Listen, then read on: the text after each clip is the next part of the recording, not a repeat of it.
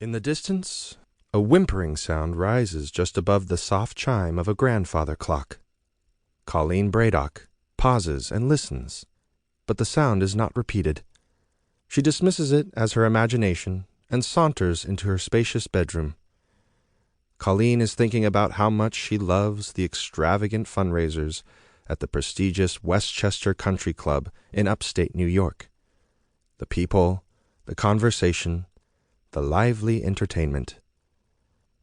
From the edge of her bedside chair, she removes her high heels in a leisurely fashion.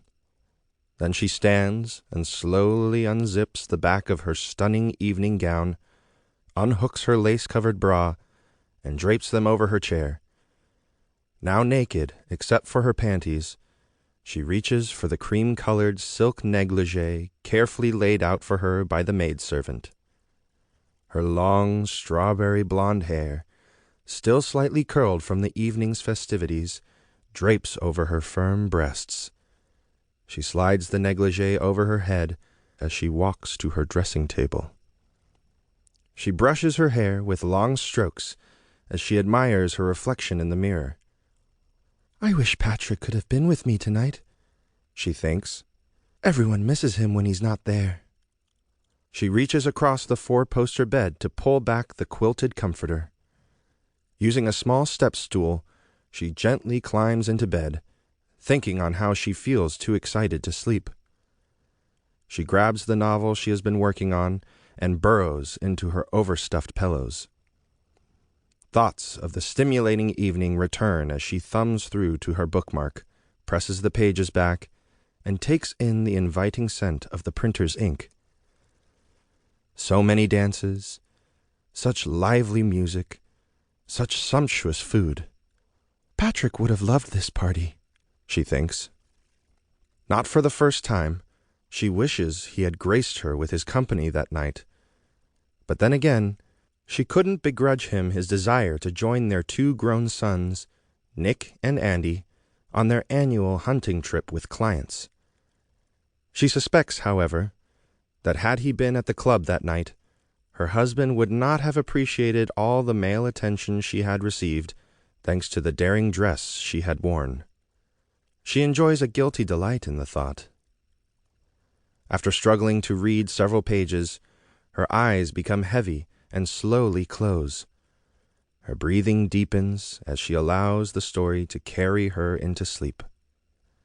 Unconsciously, she shifts, causing the book to slide from her lap and off the bed. It hits the floor with a thump. The sound stirs her. Now half awake, she reaches to click off the bedside lamp.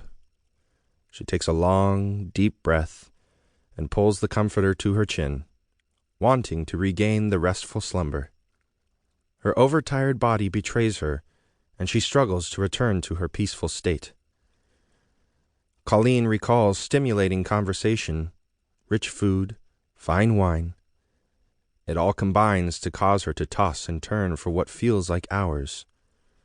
Then she hears it. The sound is so startling and so alarmingly close that at first she believes she must have dreamed it.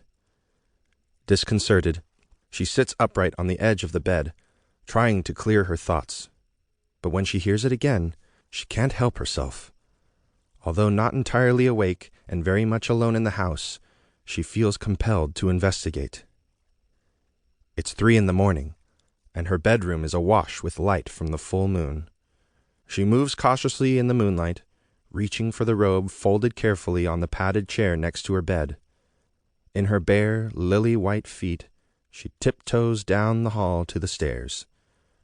She runs her fingers through her hair as she floats down the winding wooden staircase.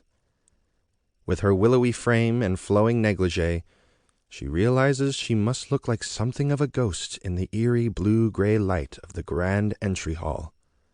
Moonlight pours through the floor-to-ceiling leaded glass windows. When the sound rings out for a third time, she turns with a jerk and stalks in the direction from which it came. She knows that, for the most part, the house is empty. Only a handful of the house staff would have remained for the night, and all would have retired for the evening. Through each room she passes. to keep listening to this audiobook. I've left you a link in the description so you can do it at no cost thanks to Audible's 30-day free trial.